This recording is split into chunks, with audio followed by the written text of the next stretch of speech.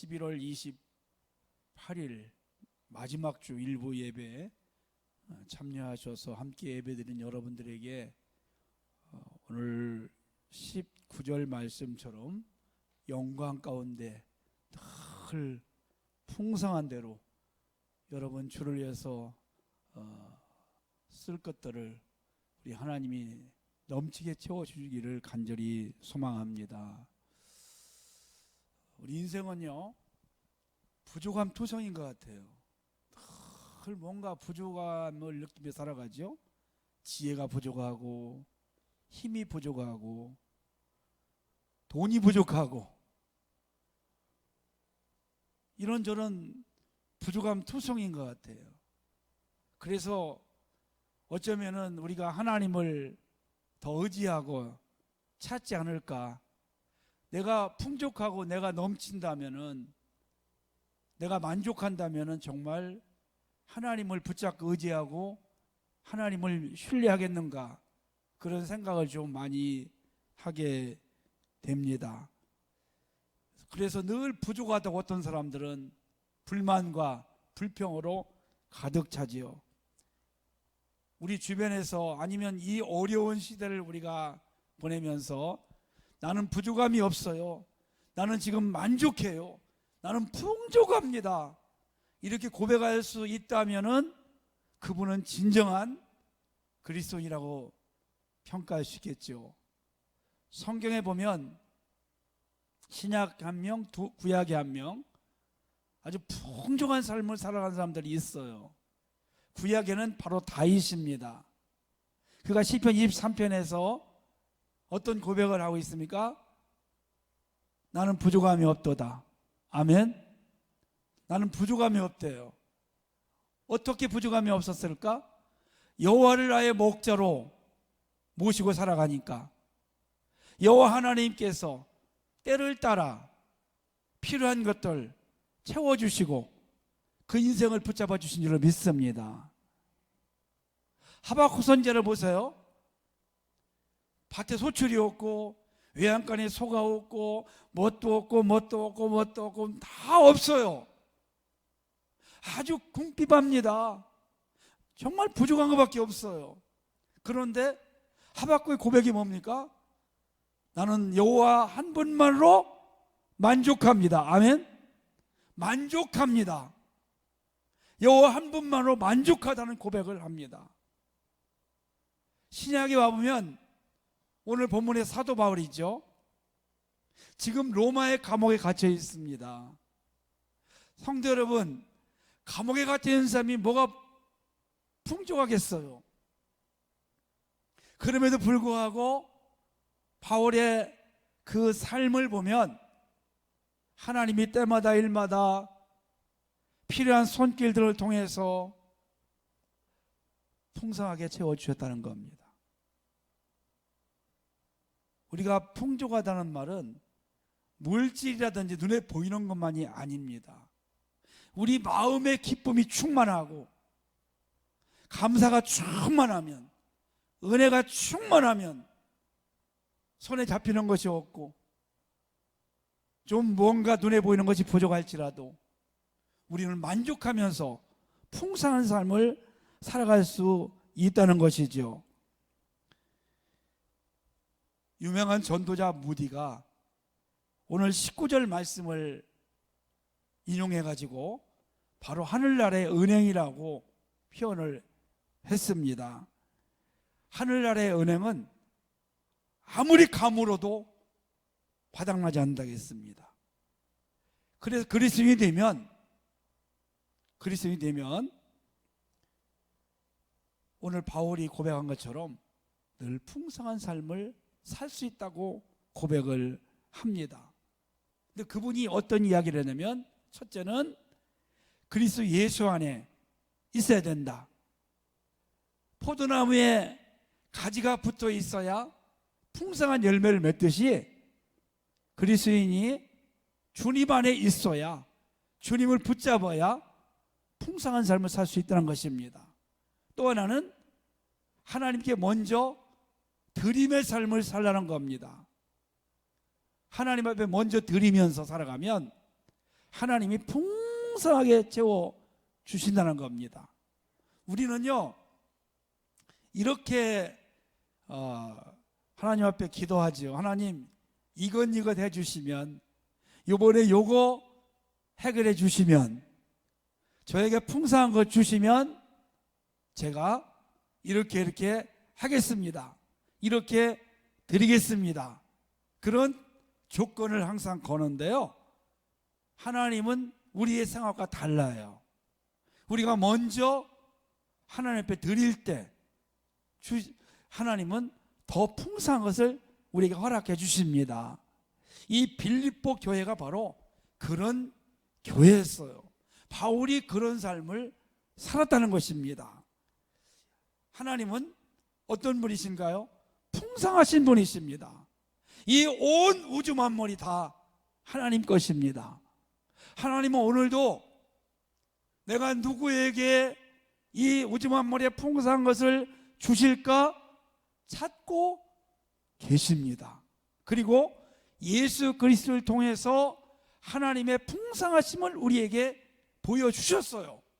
베세다 광야에서 해가 저물 때에 수많은 사람들이 배가 고팠습니다. 어떻게 저들을 먹이시는가를 우리가 성경에서 볼 수 있어요. 보리떡 5개하고 물고기 2마리를 통해서 풍성한 양식을 만들어 주십니다. 5,000명의 장정을 먹이고도 12광주리에 차고 넘치게 해주시는 풍성함을 보여주셨어요. 아멘. 풍성히 먹고도 남아서 광주리에 채워주는 그런 하나님의 능력을, 그런 풍성함을 여러분들이 날마다 체험하시기를 주의 이름으로 축원합니다. 하나님 어떤 분이실까요? 우리가 기도하는 것보다 더 많이, 더 좋은 것으로 더 풍성히 주시는 분이십니다. 에베소 3장 20절 말씀을 보면 우리 가운데서 역사하시는 능력대로 우리의 온갖 구하는 것이나 생각하는 것에 더 넘치도록 능히 하실이라고 말씀합니다. 우리가 구하는 것보다, 우리가 생각하는 것보다 더 넘치도록 능히 하실리, 능히 주실 분임을 고백하고 살아가는 우리 삶이 되시기를 축복합니다. 우리가 기대한 것보다 더 잘 되게 해주시는 분이 여호와 하나님이십니다. 우리가 필요한 것보다 더 넉넉히 주시는 분이 우리 하나님이십니다. 왜 그러실까요? 하나님은 인색한 분이 아니시기 때문에, 풍성한 분이시기 때문에 그렇게 우리에게 더 많은 것을 허락해 주셔요. 우리 교회가요 지하에 30평에 있다가 3층 60평 전세로 갔다가 땅을 여기 사는데, 제가 기도한 게 있습니다. 돈은 없었지만 하나님 우리도 땅을 좀 주세요. 건축하게 해주세요. 100평도 좋습니다.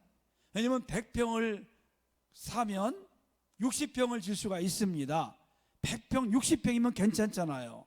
처음에 조그만 교회지만 그렇게 기도했는데 하나님은 제가 기도한 것보다, 우리 성도님들이 기도한 것보다 더 많이 2배로 200평을 주셨어요. 아멘. 지금 생각하니까 좀 더 아쉬운 것이 있어요. 그때 한 400평, 500평을 구했으면 좋았을 텐데. 서울 역삼동에 가면 충현교회가 있습니다. 아시죠? 옛날에 김영삼 대통령이 장로로 있던 교회입니다. 김창현 목사님이 그 교회를 이제 세워가지고 교회를 점점 부흥시켜요. 교회를 건축을 하려고 하는데, 처음에 땅을 몇천 평을 이렇게 목사님이 사자고 하니까 장로님들이 다 반대하더라는 거예요. 목사님, 돈이 어디 있습니까? 그거 반사하기도 어렵습니다.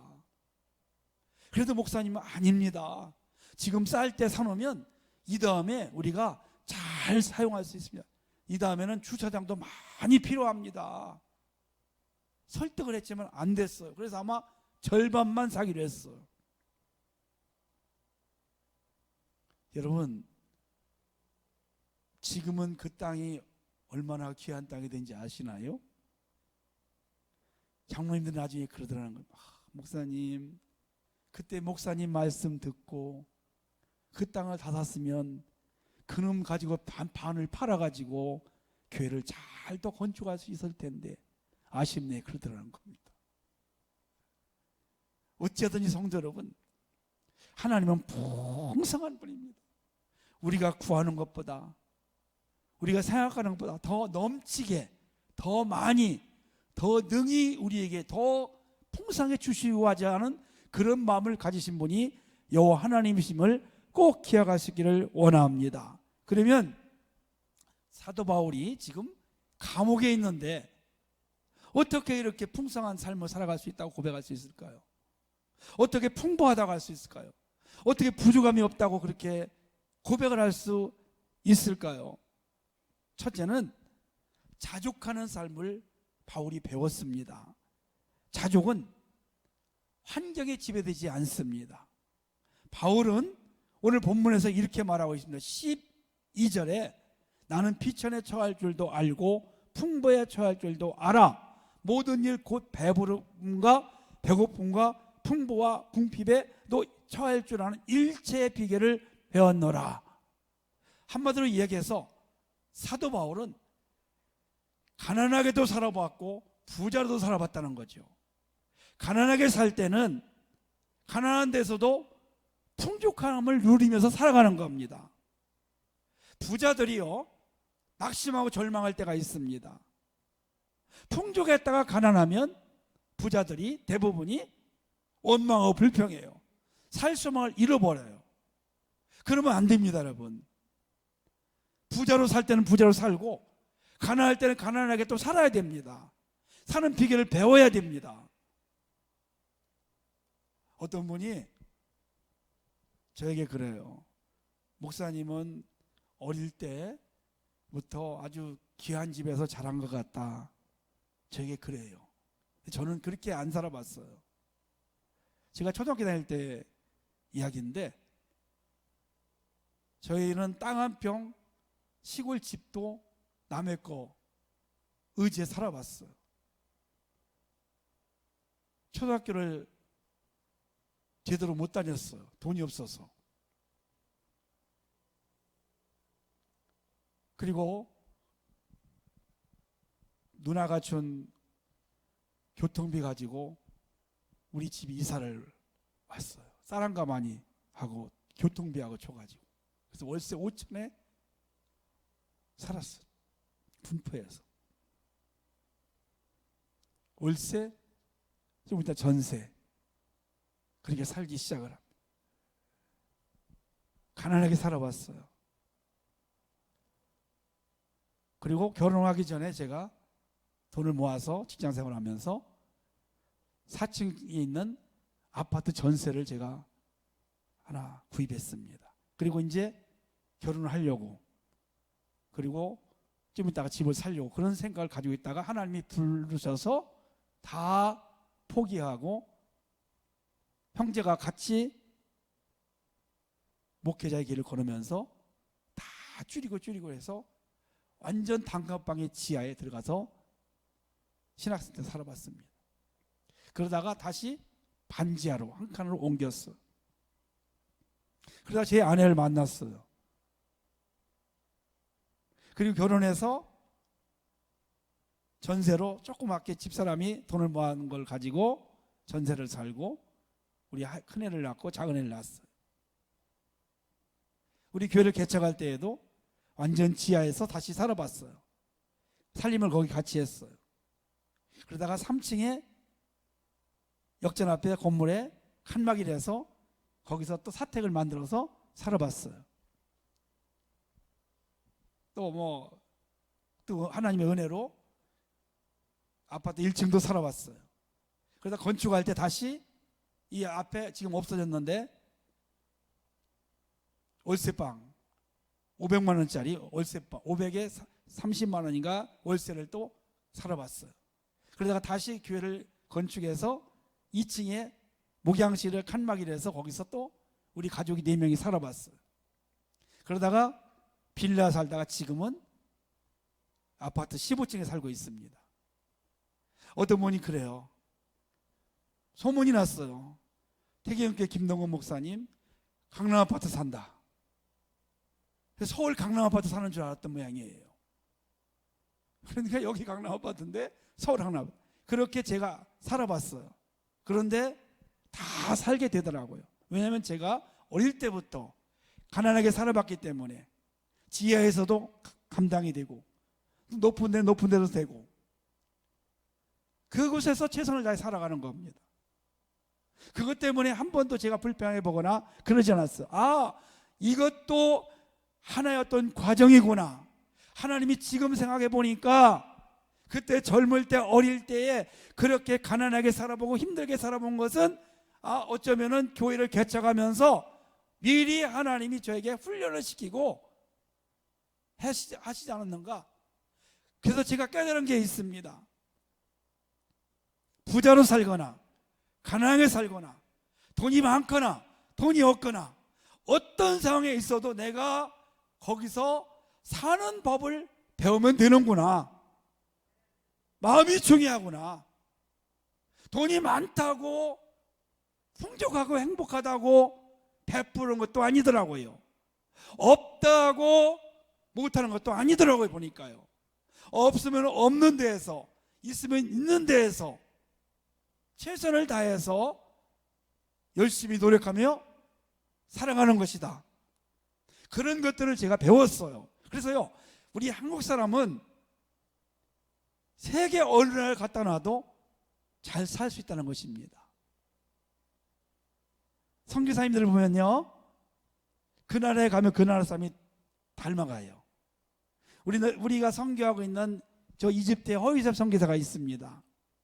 제가 그 이집트를 갔는데, 선교사를 갔는데 이분이 알렉산드리아 공항에 마중을 나왔어요. 그 마중을 나왔는데 못 찾았어요. 바로 옆에 두고 보니까 이집트 사람하고 똑같은 거예요. 아, 저렇게 이집트 가면 저렇게 사는구나. 거긴 참 못 삽니다. 그런데도 기쁨으로 감사함으로 풍족한 건 없지만 마음으로 풍족하게 아주 은혜롭게 잘 살고 있습니다. 그런 고백을 저에게 하는 것을 제가 들었습니다. 사도 바울은 예수님 만나기 전의 삶을 어떻게 살았을까요? 굉장한 삶을 살았어요. 그는 율법 학자입니다. 그리고 학문적으로는 최고의 학문 가말리아의 문화생입니다. 그리고 여러분 권력으로 보면요, 국제검찰이에요. 공문을 받아가지고 다메섹에 가서 예수 믿는 사람을 잡아다가 감옥에 가두고 때로는 사람을 죽일 때 이 사람이 판결을 하는 겁니다. 어쩌면 검사, 국제검사로 볼 수 있습니다. 그뿐이 아닙니다. 당시에 최고의 축복이었던 로마 시민권을 가지고 있습니다. 권력으로나 부나 명예나 부족함이 없는 삶을 살았어요. 그런데 그 예수를 만나고부터 그 모든 것들 다 버리고 배설물처럼 버리고 이제 혼자 살아갑니다. 그리고 때로는 자기가 돈을 벌어서 천막업을 해서 복음을 전하기도 하고, 지금 빌립보 교회로부터 그 교인들로부터 도움을 받아요. 여러분 자존심 상할 수 있겠죠? 그럼에도 불구하고 바울이요, 어떤 고백을 합니까? 항상 기뻐하는 삶을 살아요. 아멘. 항상 기뻐합니다. 그리고 범사에 감사하는 삶을 살아가요. 그런 중에도 늘 기도하면서 살아가는 겁니다. 여러분, 이것이 건강한 신앙인이고 행복한 사람의 모습이고 풍부한 사람의 모습입니다. 우리가요, 풍족하다가 뭔가 좀 없어지고 아무것도 없으면 기도도 잘 안 돼요. 그렇죠? 기도 잘 안 돼요, 여러분이요. 뭔가 좀 잘 될 때 그럴 때 기도하는 거지, 너무 안 되면 기도 잘 안 나와요. 여러분 그렇게 어떻게 풍족하다가 빈손이 되면 어떻게 그렇게 기뻐할 수가 있겠어요? 그 입에서 감사가 나오나요? 안 나오죠. 불평과 원망과 한숨이 더 나올 수 있습니다. 지금 바울은요, 억울하게 감옥에 가 있어요. 감옥에서 어떻게 이렇게 풍부하다고 나올 수가 있겠어요? 부족한 뿐이에요. 그럼에도 불구하고 일체 비결을 배운 겁니다. 내가 없을 때에도 나는 감사할 수 있어야 돼. 나는 없을 때에도 기뻐할 수 있어야 돼. 없을 때 감사하고 없을 때 기뻐할 때 하나님은 풍부하신 분이기 때문에 그 기쁨으로, 그 감사함으로 바꿔주실 줄로 믿으시기를 바랍니다. 그리고 몸에 가시 같은 질병이 있었습니다. 늘 고통스러웠습니다. 그래서 하나님 앞에 3번이나 기도를 올립니다. 하나님, 이 질병 좀 고쳐주세요. 고통스럽습니다. 그리고 하나님 보세요. 제가 이런 질병을 가지고 어떻게 복음을 전하고 병든 사람을 고쳐줄 수 있겠어요? 너나 고쳐라. 너도 못 고치면서 이런 소리 들을 수 있습니다. 하나님 그런데 하나님이 거절합니다. 내 은혜가 내게 족하도다. 이 말씀은요, 너는 풍족하게 너는 가지고 있어. 너는 그런 상황에서도 감사하며 살아. 바울이 그걸 알게 된 겁니다. 그래서 감옥에 있으면서도 항상 기뻐하고 범사에 감사하고 쉬지 말고 기도하라는 그런 권면까지도 하게 된 것입니다. 그리고 또한 바울이 이런 고백을 합니다. 12절 말씀 보니까 나는 비천에 처할 줄도 알았다. 이 비천이란 말, 내려누르다, 굴욕을 당하다, 멸시받다, 이런 뜻입니다. 바울이 돈이 없어서요, 바울이 전도하다가요, 사람들로부터 억압을 당하고 무시를 당했다는 거예요. 어쩌면은 돈이 없어서도 아마 굉장히 무시를 당했을지도 몰라요. 사람들로부터. 너 그렇게 좋은 스펙을 가지고 왜 이렇게 고생을 하느냐? 너 한 푼 없는 땡전도 없는 사람 아니냐? 왜 이렇게 사느냐? 뭐 여러 가지 모양으로 어쩌면은 무시를 당했을 것 같아요. 그런 중에도 사도 바울은 풍부하다고 했습니다. 그리고 더 중요한 것은요, 사도 바울을 풍부하게 만들어진 사람들이 있습니다. 그리고 교회가 있습니다. 바로 오늘 빌립보 교회입니다. 15절 말씀 제가 한번 읽어보겠습니다. 빌립보 사람들아, 너희도 알거니와 복음의 시초에 내가 마게도냐를 떠날 때 주고받는 내 일에 참여한 교회가 너희 위에 아무도 없었느니라. 많은 교회가 있었지만 빌립보 교회가 유일하게 사도 바울의 복음 사역에 물질로 헌신해 주었다는 것입니다. 빌립보 교회는 세워진 지 얼마 되지 않은 작은 교회입니다. 빌립보 교인들은 연약한 성도들입니다.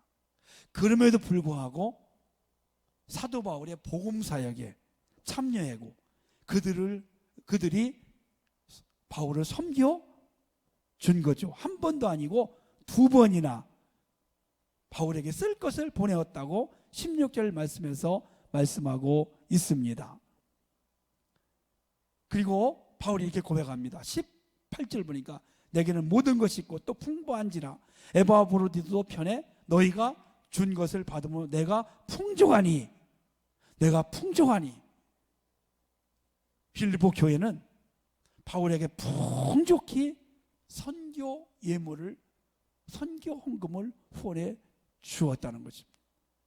많이 돈이 있어서 그런 것이 아닙니다. 하나님 나라를 위해서 헌신할 때 바울을 통해서 많은 영혼이 구원받는, 아까도 우리가 영상을 좀 보았지만 이 세상에서 가장 소중한 일은 생명을 살리는 일입니다.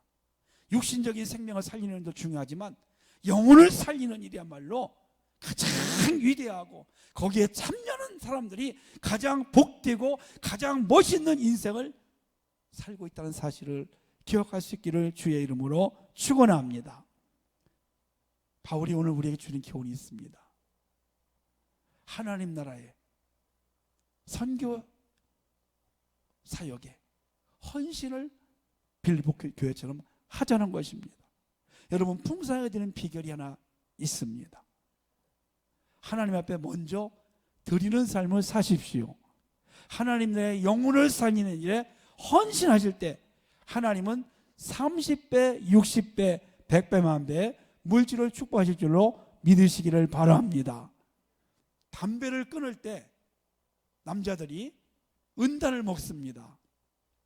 그 제일 유명한 은단에다가 고려은단이라고.